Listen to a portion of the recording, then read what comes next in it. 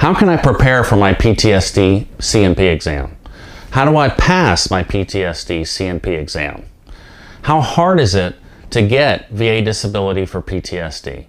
Being a medical consultant for veterans for VA disability benefits, these are some of the questions that veterans have asked me in the past. They think that the exam is a test, some sort of test. Their C&P exam is going to be a test and they're either going to pass it or fail it. It's not like that. I'm going to explain the basics of a PTSD C&P examination, what is the examiner is going to be determining during your exam so that you have a little bit of understanding of what to expect. First of all, it can be extremely stressful for veterans, the actual C&P examination process. Veterans naturally aren't going to trust the C&P examiner.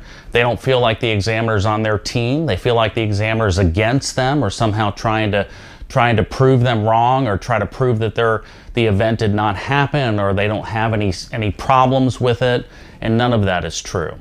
There really are three questions that the examiner has to answer when they examine you for a PTSD claim. Number one, stressor verification. What event occurred that has led to your current mental health symptoms? So there's the stressor verification part of it. There's the mental health diagnosis part of it. Do you in fact have a diagnosis of a chronic mental health condition that causes a loss of functioning? The last part is if you have that mental health condition, what level of functioning do you have and how is it negatively affecting your social life and your your work life? So let's review stressor verification first, since it's the first thing the examiner is going to be determining. Did the stressor event occur, and did that stressor event cause a problem for you? So if you're a combat veteran, if you were engaged with the enemy, you do not need to prove the event occurred. The VA is going to automatically concede that what you say occurred actually happened, that stressful event occurred. They're not going to ask you to prove that event occurred.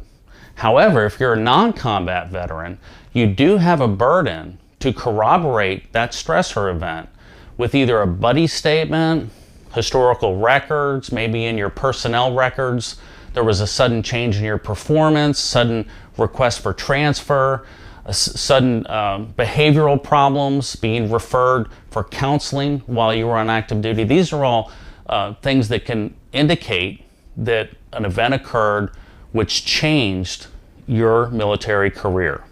So stressor verification for non-combat needs corroboration.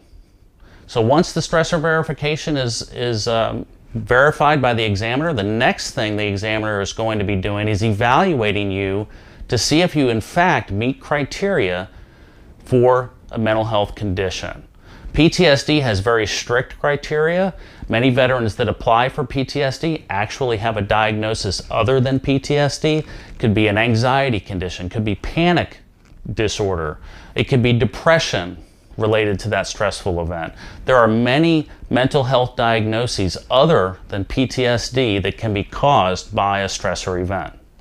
So once that evaluator has determined if you in fact have a mental health condition and what that condition is, what that diagnosis is, the last part is how is that condition affecting your social and occupational well-being. So they're going to ask you about your relationships with your family and friends. Do you have open and honest communication? Do you seek out support from your friends and family when you have a stressful situation? Do you enjoy activities with your family and friends? Do you seek out spending time with those people and communicating with them? The other thing is your work functioning.